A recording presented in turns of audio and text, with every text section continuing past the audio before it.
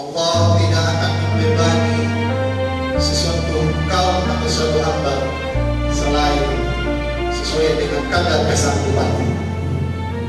Maka Allah Subhanahu wa Ta'ala mewajibkan kepada kita, itu sesuai dengan kadar kemampuan kita, jemaah yang dirahmati Allah Subhanahu wa Ta'ala.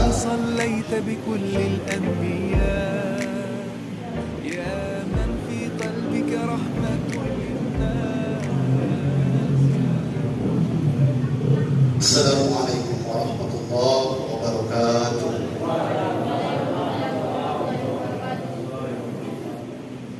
Yang kami hormati orang tua kita, Pak Ustadz Ahmad Zailani. Yang kami hormati sesepuh kita, dan yang kami hormati pula seluruh jamaah, bapak-bapak, ibu-ibu, serta anak-anak kita yang kita banggakan. Alhamdulillahirabbil alamin. Kita telah melaksanakan perintah Allah Subhanahu wa Ta'ala, yaitu melaksanakan salah satu kewajiban kita sebagai umat Islam, yaitu melaksanakan sholat Isya secara berjamaah, dan insya Allah kita akan bersama-sama melaksanakan sholat tarawih witir secara berjamaah pula. Alhamdulillah, pada kesempatan yang berbahagia ini kami diberi kepercayaan oleh Ketua Remaja Masjid Agung Baitur Rahman untuk menyampaikan kultum Ramadan. Dan alhamdulillah pada kesempatan ini kita telah melaksanakan puasa ke-6 dan telah kita bersama-sama melaksanakan sholat tarawih witir yang malam ke-7. Salam serta salawat semoga tercurahkan kepada baginda Rasulullah Muhammad SAW, kepada keluarganya, para sahabat, para tabi'in dan tabi'un, dan senantiasa istiqomah memperjuangkan agama Islam yang kita cinta bersama. Jamaah salat tarawih yang dirahmati Allah Subhanahu wa Ta'ala, di malam ini, yaitu malam ke-7 tarawih kita, jemaah sekalian, telah nampak dan telah terlihat motivasi kita untuk datang menunaikan kewajiban kita di masjid yang kita cintai.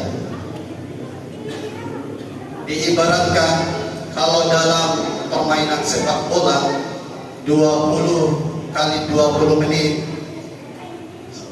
di menit ke-7 di babak pertama itu kita sudah ngos-ngosan. Bahkan ada yang berteriak untuk minta diganti. Bahkan pemain sekelas Cristiano Ronaldo pun di usia 38 tahun itu masih bisa bermain di atas lapangan sebanyak 90 menit. Maka jamaah yang dirahmati Allah Subhanahu wa Ta'ala, apa motivasinya?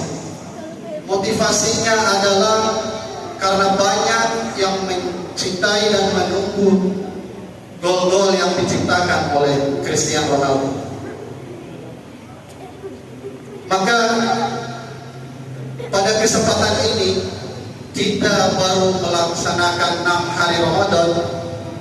Di hari pertama sungguh luar biasa. Kita sah, kalau bisa dikatakan saf itu bahkan akan berada di depan imam, tapi itu tidak boleh.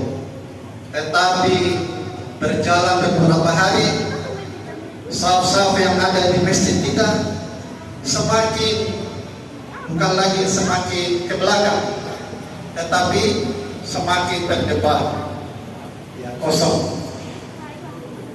Jemaah yang dirahmati Allah Subhanahu wa Ta'ala, motivasi kita untuk datang beribadah berjamaah di masjid adalah merindukan apa yang dijanjikan oleh Allah Subhanahu wa Ta'ala, yaitu surganya, serta kita akan takut terhadap siksaan.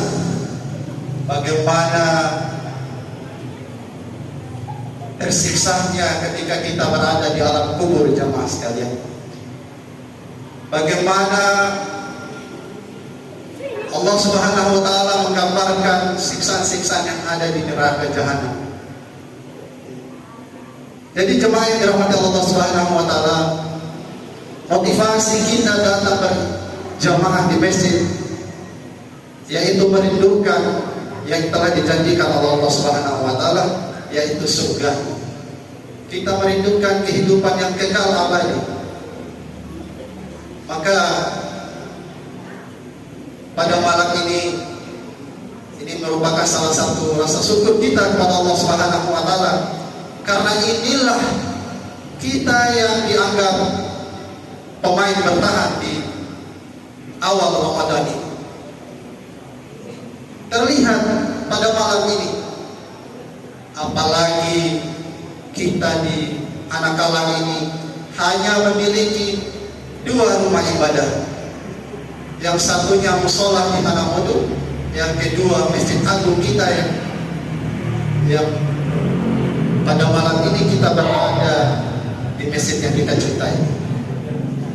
Sungguh luar biasa. Ditambah lagi kami yang berada di Kampung Blimak, bahkan ada yang lebih jauh lagi, yaitu berada di Waihipur, malah lebih duluan lagi untuk tiba di masjid. Masya Allah. Kami perhatikan yang dekat-dekat masjid justru datang hadir di saat menuju iqamah. Jadi jemaah yang dirahmati Allah Subhanahu wa taala, motivasi kita tentu dibarengi dengan keimanan yang kuat. Jangan karena hujan kita sedikit-sedikit mengeluh. Hujan itu adalah keberkahan untuk kita. Maka pada kesempatan ini, mari kita pergunakan bulan Ramadan ini dengan bersemangat datang membawa anak istri kita berjamaah di masjid. Coba kita lihat samping kiri kanan, depan belakang kita, jemaah sekalian. Inilah amanah-amanah buat kita. Banyak sekali generasi-generasi yang harus kita tanggung. Seperti apa masa depannya ke depan. Jemaah yang dirahmati Allah Subhanahu wa taala, di pundak mereka ini ada satu amanah yang sangat besar, perubahan yang mereka emban. Maka kitalah sebagai orang tua, sebagai abang, sebagai kakak, memberikan ajakan, nasihat dan semangat agar senantiasa mengisi dan meramaikan masjid kita ini. Kami yang jauh dari masjid merindukan 5 waktu itu bunyi azan, jemaah sekalian. Maka kami yang jauh hanya bisa berjamaah dalam sehari, kadang di waktu zuhur, kadang di waktu maghrib dan isya. Ini yang kami rindukan, jemaah sekalian. Maka dengan kerinduan ini, kita yang berada di dekat masjid justru semakin merindukan kebersamaan dan bersama-sama melaksanakan kewajiban di masjid yang kita cintai. Maka pada kesempatan ini kami akan menyampaikan perkara-perkara di bulan Ramadan sebagaimana Allah Subhanahu wa taala menggambarkan dalam Quran surat Al-Baqarah ayat kedua, surat kedua ayat 286. A'udzubillahi minasyaitonir rajim. Bismillahirrahmanirrahim. La yukallifullahu nafsan illa wus'aha. Kata Allah Subhanahu wa taala, Allah tidak akan membebani sesuatu kaum atau suatu hamba selain sesuai dengan kadar kesanggupannya. Maka Allah Subhanahu wa taala mewajibkan kepada kita tentu sesuai dengan kadar kemampuan kita, jemaah yang dirahmati Allah Subhanahu wa taala. Adapun musibah-musibah, ujian-ujian yang Allah berikan itu tidak lepas, tidak keluar dari kadar kesanggupan kita.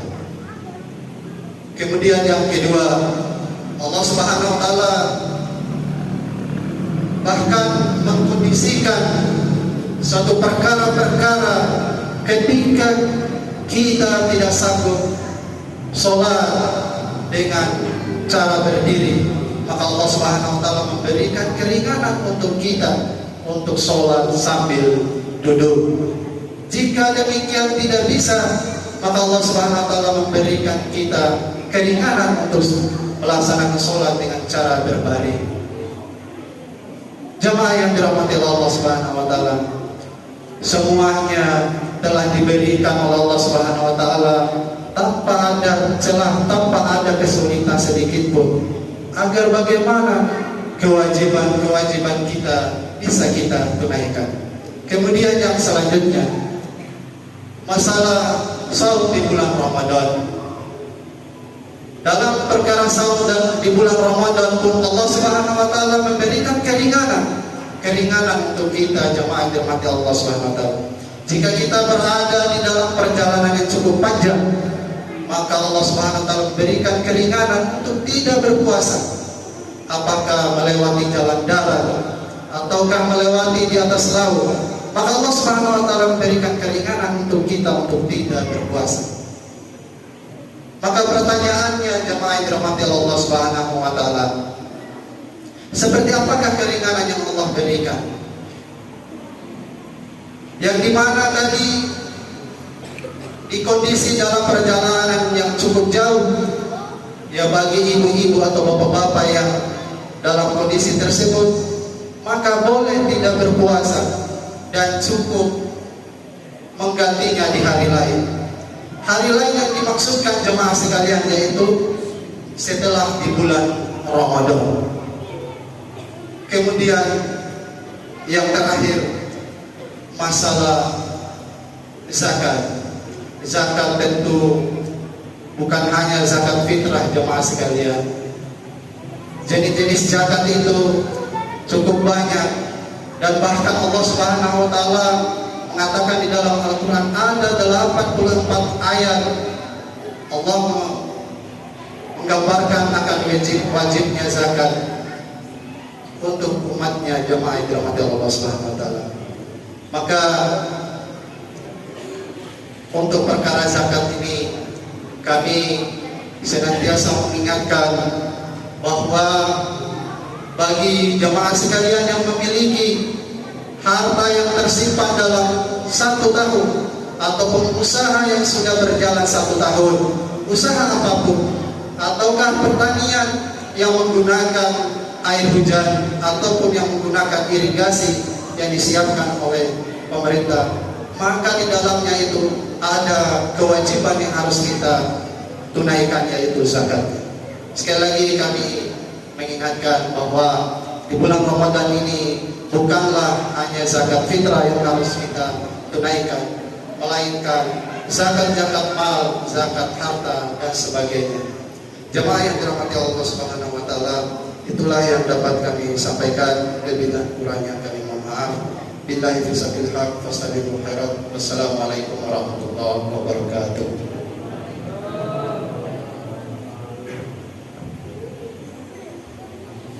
صلاة جامعة رحمكم الله.